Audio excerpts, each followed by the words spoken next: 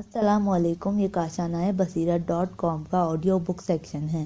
آپ اس وقت جس کتاب کو سننے کی سعادت حاصل کر رہے ہیں وہ ہے مکتب رسول۔ اس کا 11واں حصہ ملاحظہ فرمائیں۔ ہم قرآن کو بہتر طور پر سمجھتے ہیں۔ بعض لوگوں کے خیال کے برعکس جو قرآن کو صرف عبادات اور اخلاقیات سے متعلق ایک کتاب سمجھتے ہیں، ہم کو یہ کہنا چاہیے کہ اس آسمانی کتاب کا صرف 12واں حصہ یعنی تقریباً 500 آیتیں فقہی مسئلوں سے متعلق ہیں، جبکہ اس کا زیادہ حصہ اجتماعی، سیاسی، انتظامی، تاریخی، اعتقادی اور تمدنی وغیرہ مختلف مسئلوں کے بارے میں ہے۔ آپ کو یہ کس کتاب میں ملتا ہے کہ اجتماعی مسئلوں مثلاً اتحاد، مشورہ، فساد کے خلاف قیام، تنظیم اور امن، جھوٹی افواہیں پھیلانے کے خلاف جنگ وغیرہ کی اس قدر تاکید کی گئی ہو۔ قرآن ایسی کتاب ہے جو اپنی تربیت کے روش بھی خود متعین کرتی ہے اور پیغمبر اسلام صلی اللہ علیہ وسلم، حضرت ابراہیم علیہ السلام اور فرعون کی زوجہ آسیہ جیسی ہستیوں کو نمونے اور آئیڈیل بنا کر پیش بھی کرتی ہے۔ تمہارے لیے خدا کا پیغمبر عمدہ نمونہ ہے۔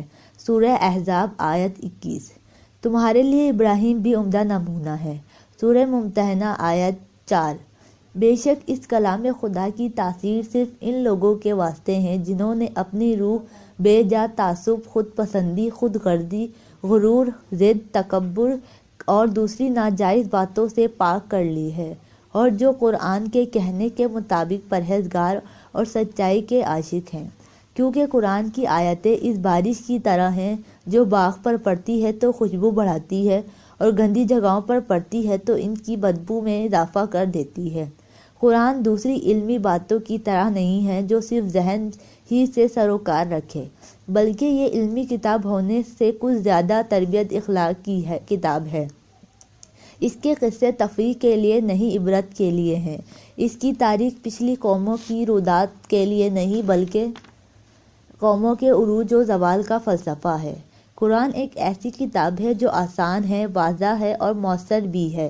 قرآن ایک ایسا رہنما ہے جو انسان کو خاک سے خدا تک پہنچا دیتا ہے اور مادے سے روح تک بلند کر دیتا ہے۔ قرآن ایک ایسی کتاب ہے جو پکی دلیلوں سے انسان کو بصیرت بخشتی ہے، نبیوں اور قوموں کی تاریخ بیان کر کے انسان کو راستہ دکھاتی ہے اور مثالی نمونوں، سزاؤں اور انعاموں کے بیان سے انسان کو تحریک دیتی ہے۔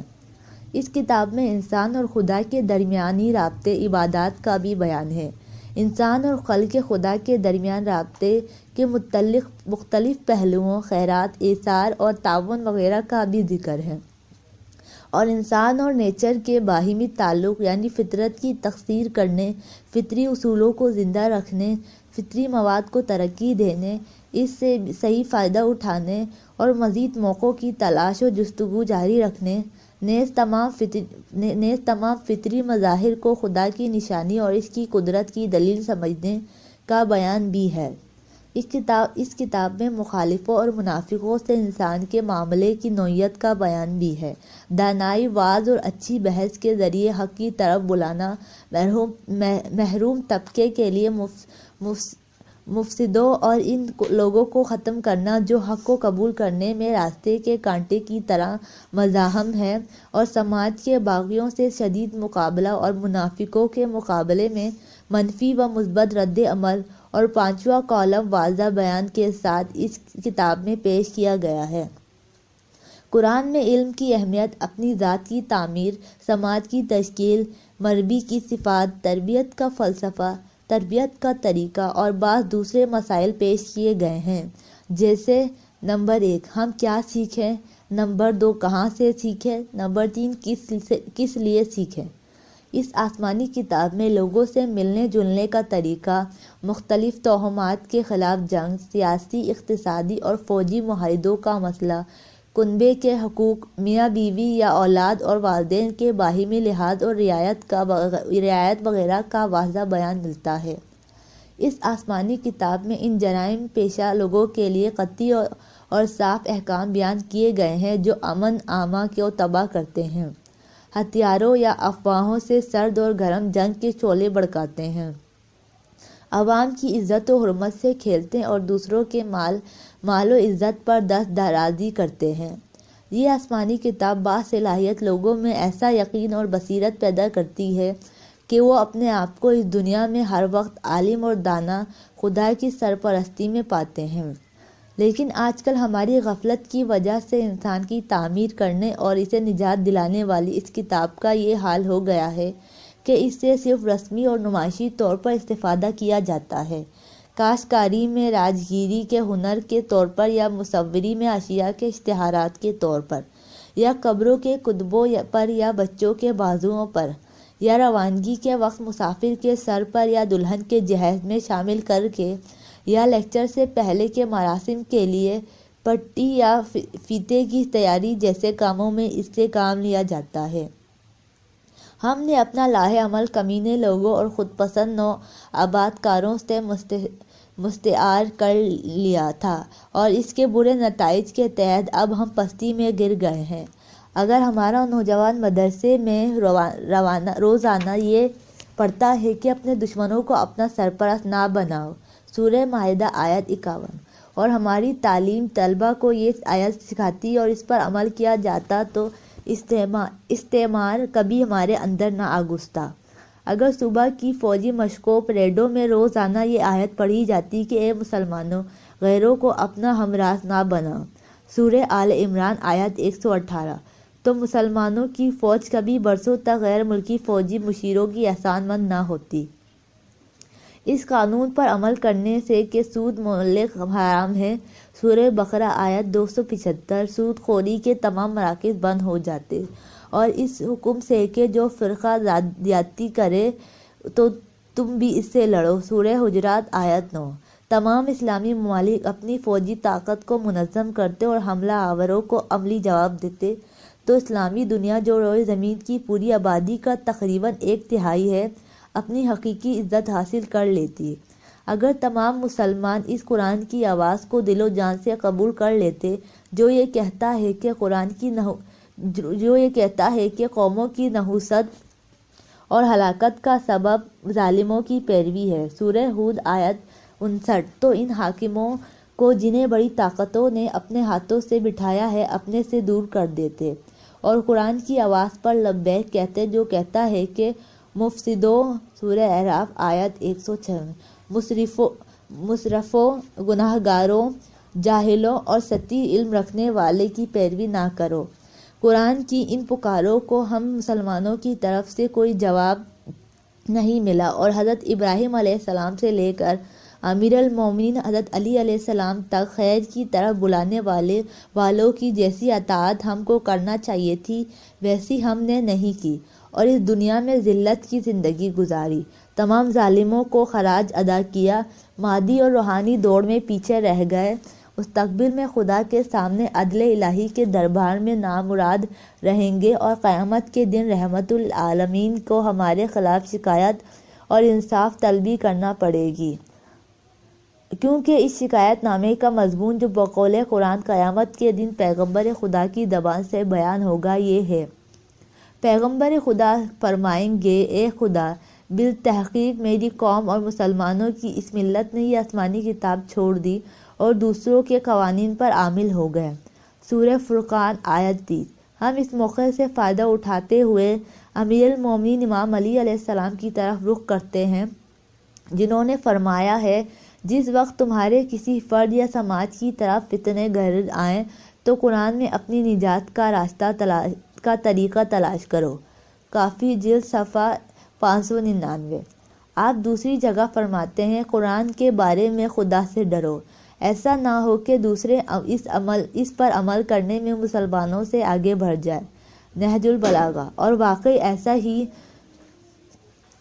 واقعی ایسا ہی ہوا، ہمارا یہی قرآن ہے جو کتنے ہی مقامات پر مسلمانوں کو دنیا کا مشاہدہ کرنے، روئے زمین کا سفر کرنے، آنکھوں دیکھے واقعات سے سبق لینے، طرح طرح کی تہذیبوں اور تمدنوں اور قسم قسم کی ذہنیت رکھنے والی مختلف قوموں سے ملنے جلنے اور سماجی تعلقات دور کرنے کے طریقے ڈھونڈنے کا حکم دیتا ہے۔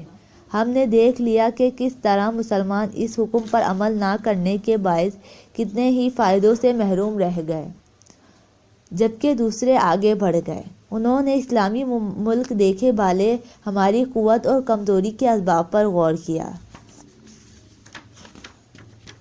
وہ ہماری زمین کے چپے چپے سے آگاہ ہیں اور اس کے نیچے اور اوپر کے چشموں اور کانوں سے بخوبی واقف ہو گئے۔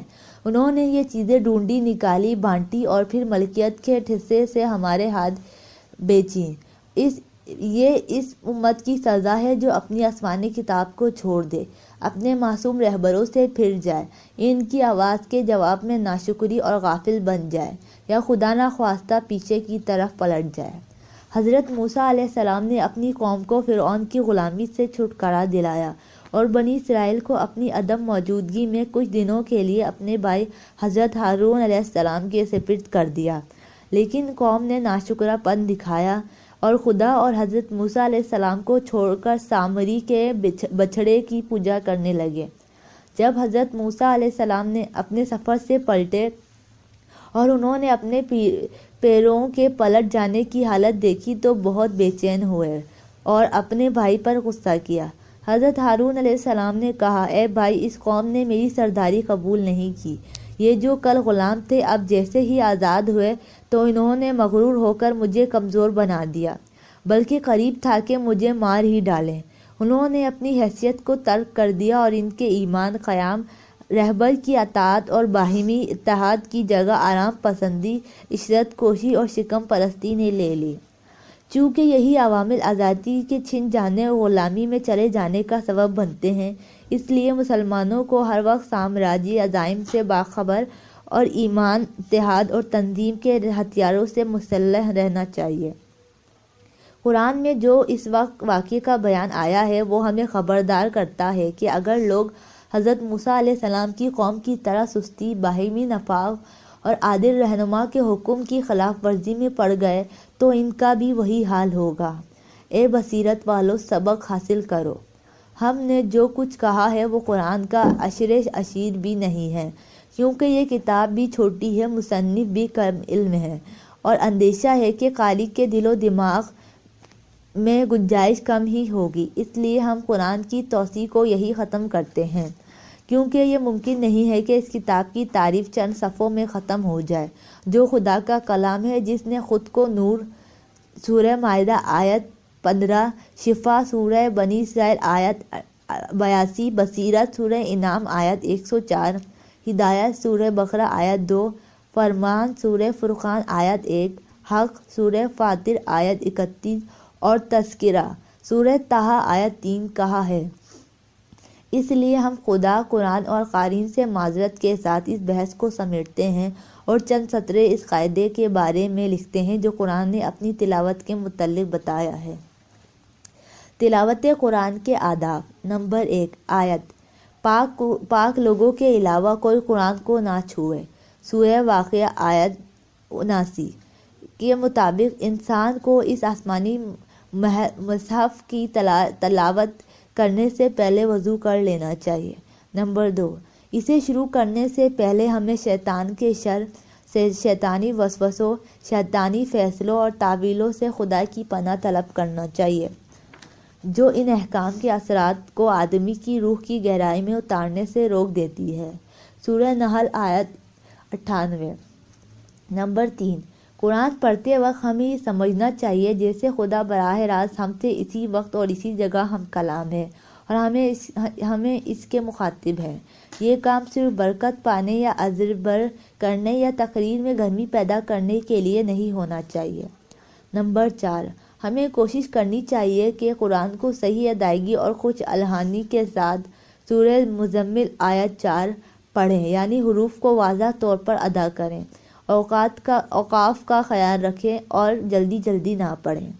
نمبر 5، قرآن پڑھنے کے بعد اس کی آیتوں پر غور کریں، کیونکہ قرآن نے ان لوگوں پر سخت اعتراض کیا ہے جو قرآن پڑھتے میں صرف ہونٹ ہلاتے ہیں اور ترنم سے کام لیتے ہیں، لیکن غور نہیں کرتے اور اس کے معنی کا کھوج نہیں لگاتے۔ سورہ نساء آیت 82۔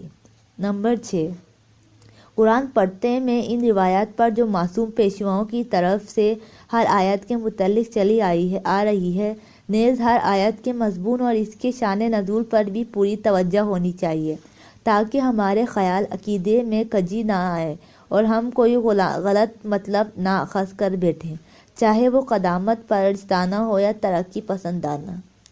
ہماری بحث انبیاء کی پہچان کے طریقے کے بارے میں تھی، اور ہم نے کہا تھا کہ آسمانی پیغمبروں کو 3 طریقوں سے جان سکتے ہیں۔ پہلا طریقہ معجزات تھا، جس کے سلسلے میں ہم نے قرآن کے بارے میں تھوڑی سی گفتگو کی ہے، جو پیغمبر خدا صلی اللہ علیہ وسلم کا جاودانی معجزہ ہے، اور شاید ہم اصل موضوع سے کچھ ہٹ گئے۔ اب ہم آپ سے معذرت کرتے ہیں اور انبیاء کے طریقے پر گفتگو کرتے ہیں، اور باقی ماندہ دنوں دونوں طریقوں کا خلاصہ بیان کرتے ہیں۔ دوسرا طریقہ، ہم نے کہا تھا کہ انبیاء کی پہچان کے 3 طریقے ہیں۔ پیغمبروں کو حالات، ان کے اقوال، کارناموں اور قرینوں پر غور کر کے بھی پہچان سکتے ہیں۔ اس سلسلے میں مندرجہ ذیل مثال پر دھیان دیجیے۔ بازار میں جھگڑا ہو جاتا ہے، حکومت کا سپاہی دونوں فریقوں کو توالی میں لے جاتا ہے اور ان سے اس تفصیل کے ساتھ پوچھ گچھ کرتا ہے: نمبر 1، نام اور پتہ۔ نمبر 2، جھگڑا کس جگہ ہوا۔ نمبر 3، جھگڑا کس وقت ہوا۔ نمبر 4، کیا واقعہ گزرا۔ نمبر 5، تم نے کیا کہا۔ نمبر 6، تم نے کیا کیا۔ پوچھ گچھ کرنے والے حالات کی تفتیش اور تربیت کے بعد واقعے کی حقیقت کا بخوبی پتہ لگا لیتا ہے۔ ہم بھی اس طریقے سے اپنے پیغمبر کو پہچان سکتے ہیں۔ کون تھے، کہاں رہتے تھے، ان کے پاس کیسے لوگ آتے تھے، کون سی جماعتیں ان کی مخالفت کرتی تھیں، وہ کس طریقے سے اپنی بات ثابت کرتے تھے، اصولاً ان کی بات کیا تھی، انہوں نے کن لوگوں کی تربیت کی۔ پیغمبر بالخصوص حضرت محمد صلی اللہ علیہ وسلم کی تاریخ ہمارے مندرجہ ذیل سوالات کا واضح جواب دیتی ہے۔ کون تھے؟ بے پڑھے بھی تھے اور ایماندار بھی تھے۔ کہاں تھے؟ بت پرستی، شرک اور تفریقے کے مرکز میں تھے، اور انہوں نے تہمات اور جہالت کے طوفان میں دشواریوں بھری تحریک شروع کی۔ ان کے گرد کیسے لوگ تھے؟ خدیجہ جیسی عورت اور علی ابن ابی طالب سا مرد، فضیلت، خلوص اور پاکیزگی کے 2 نمونے تھے جو ایمان سے پہلے بھی بزرگی کے آثار رکھتے تھے۔ ان کے مخالف کون تھے؟ ان کے مخالف بڑے طاقتور، خودغرض، مغرور اور استحصال کرنے والے ظالم تھے۔ وہ کس طریقے سے اپنی بات ثابت کرتے تھے؟ وہ صحیح راستے سے نہیں ہٹتے تھے اور کبھی مادی چیزوں کا وعدہ نہیں کرتے تھے، اور دھوکے بازی سے انہوں نے کبھی اپنے پیغام کی تبلیغ نہیں کی۔ اصولاً ان کی بات کیا تھی؟ ان کی گفتگو قرآن مجید کے روشن احکامات تھے۔ انہوں نے کن لوگوں کی تربیت کی؟ ان کے مکتب فکر کے تربیت یافتہ سلمان، ابوذر اور مقداد جیسے لوگ تھے۔ واقعی اگر ہمارے پیغمبر کے پاس کوئی معجزہ نہ بھی ہوتا تو ان کی سوانح عمری، کارنامے، مقاصد اور حالات کا مطالعہ ہی ان کی سچائی کا گواہ ہو سکتا ہے۔ تیسرا طریقہ، ہم پچھلے پیغمبروں کے اقوال کو پیغمبروں کی پہچان کا تیسرا طریقہ مان سکتے ہیں۔ اس بارے میں ایک عمدہ مثال پر غور کیجیے۔ اگر میں آتا اور یہ دعویٰ کرتا کہ آپ کا گھر میری ملکیت ہے اور میرا نام پتہ اس گھر کے قبالے اور دستاویز میں لکھا ہوا ہے، تو اس دعوے کا فطری جواب صرف یہ ہوتا ہے کہ آپ اپنی دستاویز پیش کرتے اور لوگوں کو دکھاتے کہ اس میں میرا نام پتہ نہیں ہے، اس لیے میرا دعویٰ یکسر غلط ہے۔ لیکن اس عام طریقے کے بجائے اگر آپ لڑنے لگتے، روپیہ خرچ کرتے اور ملکیت کا ثبوت پیش کرنے پر متعلق آمادہ نہ ہوتے، تو لوگ کیا فیصلہ کرتے؟ کیا آپ کا ثبوت پیش نہ کرنا اور ہر قسم کی لڑائی لڑنا اور نقصان بھگتنا میری سچائی کا بہترین گواہ نہ ہوتا؟ پیغمبر اسلام صلی اللہ علیہ وسلم تشریف لائے اور انہوں نے فرمایا کہ میں وہی پیغمبر ہوں جس کا نام وغیرہ تمہاری توریت اور انجیل میں لکھا ہوا ہے۔ یہودیوں نے لڑائیاں لڑی اور عیسائیوں نے مالی نقصانات برداشت کیے۔ اگر یہ باتیں پرانی کتابوں میں نہ لکھی ہوتی تو وہ یہ کر سکتے تھے کہ آسانی سے پیغمبر اسلام کے خلاف لڑائی پر اٹھ کھڑے ہوتے اور نہ صرف یہ کہ ان پر ایمان نہ لاتے بلکہ ان کو بدنام بھی کرتے اور کہتے کہ ان کا احوال توریت اور انجیل میں نہیں ہے اور یہ شخص جھوٹا ہے۔ لیکن اسلام کے دشمنوں نے جو لڑائیاں لڑی اور نقصانات اٹھائے، ان سے ہم یہ سمجھتے ہیں کہ آپ صلی اللہ علیہ وسلم کی نشانیاں ان کتابوں میں موجود ہیں جن کو انہوں نے آج خارج کر دیا ہے۔ پیغمبروں کے تمام صفات اور رسول اکرم صلی اللہ علیہ وسلم کی سیرت۔ ان سطور میں نبیوں کی خوبیوں اور خصوصیات کا خلاصہ بیان کیا جاتا ہے۔ پیغمبروں کی خصوصیات سے واقفیت ہمارے عقیدے پر اور ان کی خوبیوں اور اخلاق کی واقفیت ہمارے عمل پر گہرا اثر رکھتی ہے۔ ایک چیز جو انسان کی ترقی اور تربیت پر اثر ڈالتی ہے وہ تاریخ اور اس کے فلسفے کا علم ہے۔ اس سے بہتر اور کیا ہو سکتا ہے کہ ہم ان لوگوں کی تاریخ سے واقف ہو جائیں جنہیں ہم نے تاریخ کی سب سے زیادہ کامیاب، جامع اور بے عیب ہستیاں سمجھا ہے۔ نبیوں کی خوبیوں اور تاریخ کا خلاصہ کا علم نہ صرف ہمیں پر اچھا اثر رکھتا ہے بلکہ خود پیغمبروں کے بارے میں بھی یہی اثر رکھتا ہے۔ اس لیے ہم دیکھتے ہیں کہ وقتاً فوقتاً جب پیغمبر کو مختلف قسم کی دھمکیاں، طعنے اور سازشیں پریشان کرتی ہیں تو ان کے لیے وجہ تسلی تنہا دہی امید کی کرن ہے جو خداوند عالم پچھلے پیغمبروں کے تذکروں میں ان کو سناتا ہے۔ جب پیغمبر خدا مسخروں کے ہجوم میں پھنس جاتے ہیں تو فوراً یہ آیت نازل ہوتی ہے، بالیقین تم سے پہلے کے پیغمبر بھی اس طرح کے مخالفین کے مذاق کا نشانہ بنتے تھے۔ سورہ انبیاء آیت 41۔ آپ کو بھی چاہیے ان کی طرح ثابت قدمی سے تمام تن و تشنی کو بے اثر بنا دے۔ اس اذیت پر جو مشرکین پیغمبر صلی اللہ علیہ وسلم کو پہنچاتے تھے، خداوند عالم پچھلے پیغمبروں کا طرز عمل آپ سے یوں بیان کرتا ہے، یقیناً ہم آپ کو تمام اذیتوں پر صبر و ثبات دکھائیں گے۔ سورہ ابراہیم آیت 16۔ مختصراً یہ کہ انبیاء کی تاریخ اور اخلاق سے واقفیت سبھی کے لیے مفید ہے، اور اب ہم اس پر گفتگو شروع کریں گے۔ نبیوں کی عوامی زندگی۔ چونکہ تبلیغ کا بہترین نمونہ علمی تبلیغ ہے، اس لیے خدا کے پیغمبروں کو عوام کی مشکلات میں حصہ دار ہونا چاہیے تاکہ وہ میدان عمل میں لوگوں کی تربیت اور ثبات قدم کا نمونہ ہوں۔ اس لیے پیغمبروں کی زندگی لوگوں کی طرح عام زندگی ہوتی تھی اور وہ تکالیف میں ان کے شریک رہتے تھے، تمام مشکلات کا مزہ چکھتے تھے۔ دشمنوں کے ہاتھوں گرفتاری، بیٹے کی نالائقی، بیوی کی مخالفت، بیماری، تنگ دستی، طعن و طنز جیسی باتیں اور دوسری مشکلات جو کم و بیش سبھی کو پیش آتی ہیں، ان کو بھی درپیش ہوتی تھی۔ ہم اس سلسلے میں چند آیتیں نقل کرتے ہیں۔ ہم نے دوسروں کی طرح نبیوں کو بھی بیوی، بچے اور وہ مسائل دیے جو فطری طور پر ان سے وابستہ ہیں۔ سورہ رعد آیت 38۔ آپ سے پہلے ہم نے جو پیغمبر بھیجے تھے وہ بھی لوگوں کی طرح کھانا کھاتے اور بازار آتے جاتے تھے۔ سورہ فرقان آیت 20۔ یہ معمولی اور سادہ زندگی دشمنوں کی طاغوتی تہذیب میں قابل ملامت تھی، یہاں تک کہ حضرت نوح کے بارے میں وہ لوگ کہتے تھے، یہ تمہاری ہی طرح کا انسان ہے، جو تم کھاتے ہو وہی یہ کھاتا ہے اور جو تم پیتے ہو وہی پیتا ہے۔ سورہ مومنون آیت 33۔ ہم پیغمبر اسلام کی تاریخ میں پڑھتے ہیں کہ آپ جس وقت اپنے اصحاب میں بیٹھتے تھے تو اپنے بزم کو دائرے کی شکل میں ترتیب دیتے تھے تاکہ لوگوں میں اونچ نیچ کا فرق نہ رہے، اور آپ کے بیٹھنے کا طریقہ، لباس اور برتاؤ ایسا تھا کہ جو نو وارد مسجد میں آتا تھا وہ بیٹھے ہوئے لوگوں کو ہر چند دیکھتا تھا مگر پہچان نہیں پاتا تھا کہ ان میں سے پیغمبر کون ہے۔ یہ ہے رہبر کی زندگی کے بارے میں اسلامی حکومت کا نقشہ۔ پیشے کے لحاظ سے اکثر انبیاء مویشی پالتے اور کھیتی باڑی کرتے اور بھیڑیں چراتے تھے۔ سفر میں کھانا پکاتے وقت پیغمبر لکڑیاں جمع کرنے کا کام اپنے ذمے لے لیا کرتے تھے۔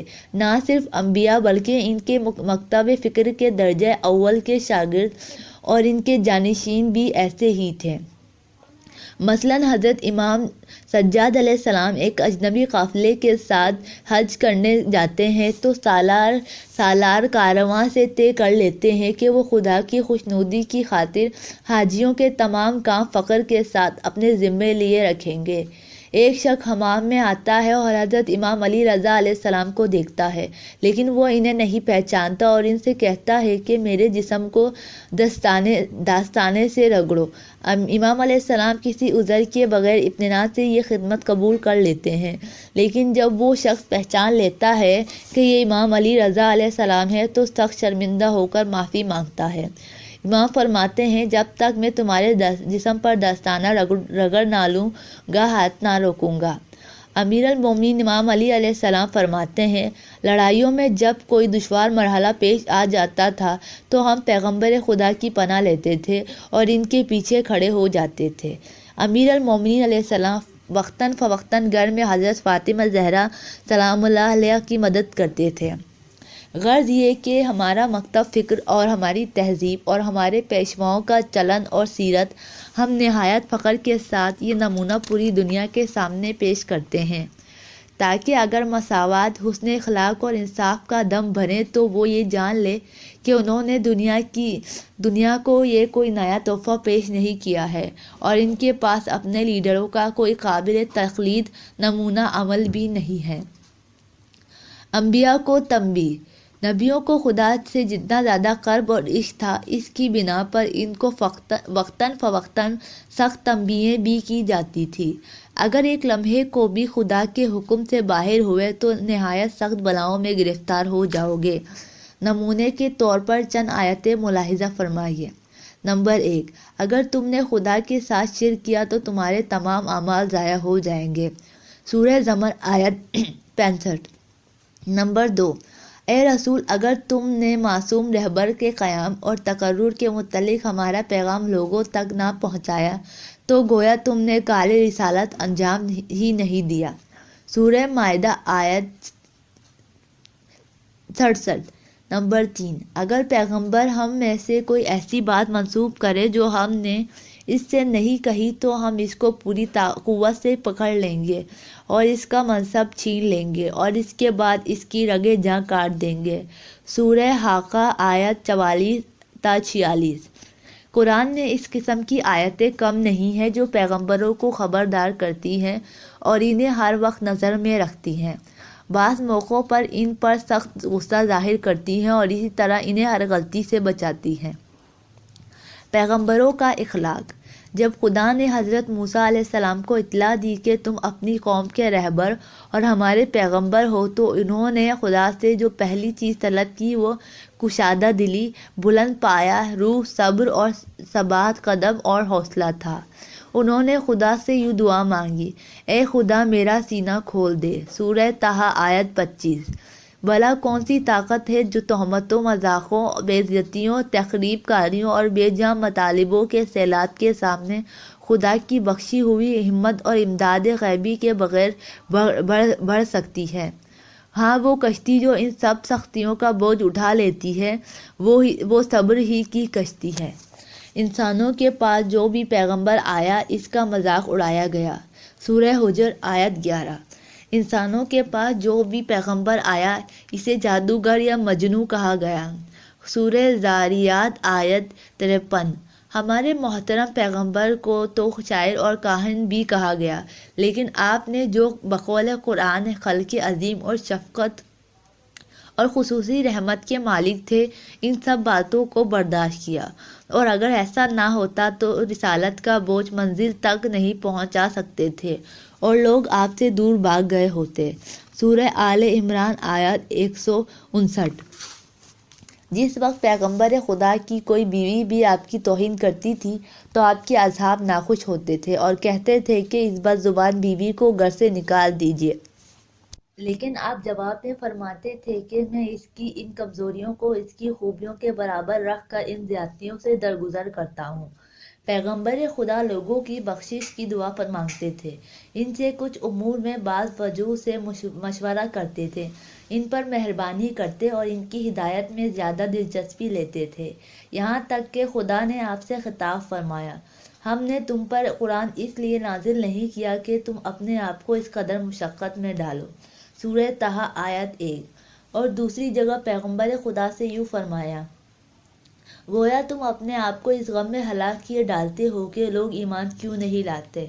سورہ کہف آیت 6۔ جتنا علم بڑھتا جاتا ہے ان کی علمی قدر و قیمت اور اہمیت بڑھتی جاتی ہے۔ وہ حقیقت پر نظر رکھتے تھے اور ہر قسم کے سماجی اور خاندانی تعصب، غریبی، امیری، خوف اور ہار کے تصور سے بالا تر تھے۔ حضرت صلی اللہ علیہ وسلم اگرچہ کبھی غار حرا میں عبادت کرتے تھے اور کبھی کوہ صفا پر کھڑے ہو کر لوگوں کو خدا کی طرف بلاتے تھے، کسی دن میدان جہاد میں تلوار سونتتے تھے تو کبھی مسجد قباء کی تعمیر کے لیے مٹی پتھر ڈھونڈتے تھے اور ایک روز مکے کو بھی فتح کر لیا، لیکن اس تمام اونچ نیچ نے آپ کی سوچ پر کوئی اثر نہ ڈالا، اختیار پر اور نہ گفتگو پر۔ آپ ہمیشہ اسی اصلیت اور حقیقت کی پیروی کرتے تھے جسے آپ نے اپنے پورے وجود سے دریافت کیا تھا اور جس کی تبلیغ پر مامور ہوئے تھے۔ اخلاص۔ نبیوں کی ایک اور خصوصیت اخلاص کا معاملہ ہے۔ خدا کے یہ بندے کسی سے کوئی امید نہیں رکھتے تھے۔ قرآن مجید سورہ شورى آیت 109 سے 180 تک حضرت نوح، حضرت ہود، حضرت صالح، حضرت لوط اور حضرت شعیب علیہ السلام کے پیغاموں کا خلاصہ بیان کرتا ہے کہ وہ سب ایک آواز ہو کر کہتے تھے کہ ہمارا اجر خدا کے ہاں ہے۔ ہمارے پیغمبر نے بھی بار بار اعلان کیا کہ میں تم لوگوں سے اس کے سوا اور کوئی معاوضہ نہیں مانگتا کہ خدا کی راہ اختیار کرو۔ سورہ فرقان آیت 57۔ اس اجرت کا فائدہ دراصل خود لوگوں ہی کو مل جاتا ہے، بالکل اس استاد کی طرح جو اپنے شاگردوں سے کہتا ہے، میرے پڑھانے کا معاوضہ یہ ہے کہ تم اپنا سبق خوب یاد کرنا، یا تم میں سے ہر ایک کلو لکڑیاں کلاس کی آتش دان میں جلانے کے لیے لے آنا۔ ظاہر ہے سبق کا یاد کرنا، کلاس روم کو گرم کرنے کے لیے لکڑیاں لانا بھی حقیقت میں ایسا معاوضہ ہے جس کا فائدہ خود شاگردوں ہی کی ذات کو پہنچتا ہے۔ اور اگر قرآن کہتا ہے، اے پیغمبر لوگوں سے کہہ دو کہ میں تم سے اس کام کی اس کے سوا اور کوئی اجرت نہیں چاہتا کہ تم میری اہل بیت سے محبت کرو۔ سورہ شورى آیت 23۔ تو اس کا مقصد یہی ہے کہ معصوم رہبروں کی یہ محبت خدا اور انبیاء کے راستے کو ہمیشہ جاری رکھنے والی ہے، اور جب ہم دیکھتے ہیں کہ جہاں رسالت کا اجر اہل بیت اور معصوم رہبروں سے وابستہ ہے، وہیں خدا کی راہ کا اختیار کرنا بھی ہے، تو اس کی وجہ یہ ہے کہ خدا کی راہ اور معصوم پیشواؤں کی راہ ایک دوسرے سے قطعی جدا نہیں ہے، بالکل اسی طرح جیسے خدا کی کتاب اور اطرت رسول بھی اٹوٹ ابدی رشتہ ہے۔ مختصر یہ کہ انبیاء اس عمل کے سوا جو ان کے مکتب کو قبول کرنے اور اس سے دوام بخشنے کا ذریعہ تھا، لوگوں سے کوئی مادی اجرت نہیں مانگتے تھے، اس لیے کہ یہ اجرت بھی جیسا کہ کہا گیا ہے خود لوگوں ہی کے فائدے کے لیے ہے۔ سورہ سبا آیت 47۔ یہی نہیں کہ وہ کسی سے مادی شے کی امید نہیں رکھتے تھے، بلکہ کسی سے مادی شے کا وعدہ بھی نہیں کرتے تھے، جیسا کہ ہم تاریخ میں پڑھتے ہیں۔ کچھ لوگ پیغمبر خدا کی خدمت میں پہنچے اور آپ کے سامنے یہ شرط پیش کی کہ اگر ہم آپ پر ایمان لے آئیں تو کیا آپ اپنا منصب اور حکومت اپنے بعد ہمارے سپرد کر جائیں گے؟ پیغمبر خدا نے فرمایا، گفتگو کا موضوع رسالت اور عبادات کا مسئلہ ہے جس کا تعلق خدا سے ہے، نہ کہ مجھ سے۔ وہ لوگ اور ہیں جو امام علی کے قول کے مطابق دودھ کو پستان میں ہی تقسیم کرنا چاہتے ہیں اور تقرر، معزولی، شرط بندی اور منافع میں شرکت کو دنیا اور اس کی حکومت پر منحصر کرتے ہیں۔ یہ صرف پیغمبر خدا کی ذات ہے جو مشرکوں کی تمام پیشکشوں، مادی دعووں اور ناقابل بیان ترغیبات کے مقابلے میں فرماتے ہیں، خدا کی قسم اگر تم میرے دائیں ہاتھ پر سورج اور بائیں ہاتھ پر چاند رکھ دو اور مجھے پوری کائنات کا حاکم بنا دو، تب بھی میں جس راہ پر گامزن ہوں اس سے نہیں پلٹوں گا۔ اور یہی دو ٹوک بعد کہنا نبیوں کی ایک خصوصیت ہے۔